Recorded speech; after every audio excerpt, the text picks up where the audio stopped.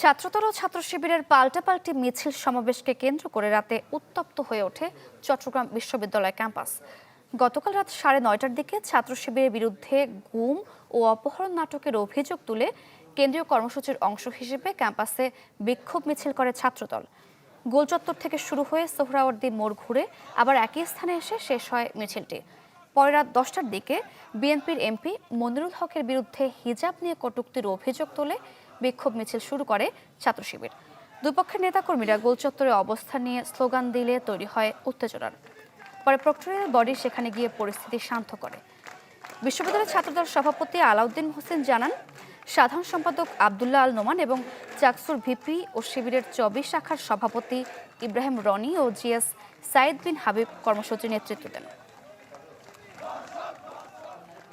Bank দখল, campus দখলে মাতোয়ারা হয়ে উঠেছে।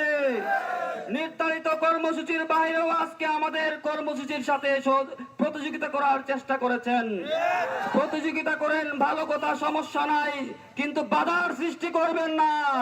বিএনপির সংসদ সদস্য যিনি কিনা মুখ ভর্তি দাড়ি নিয়েও পর্দার মতো ইসলামের ফরজ বিধানকে তিনি কটাক্ষ করছেন। আমরা আজকের এই বিক্ষোভ থেকে এর তীব্র নিন্দা এবং প্রতিবাদ জানাচ্ছি।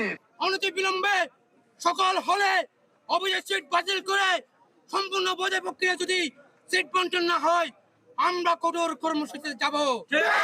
আমরা প্রশাসনকে সহযোগিতা করতে চাই, সব স্থানে রাজনীতি করতে চাই, তার মানে এই নয় যে কোনো অবৈধ সিট বন্টন আমরা মেনে নেব।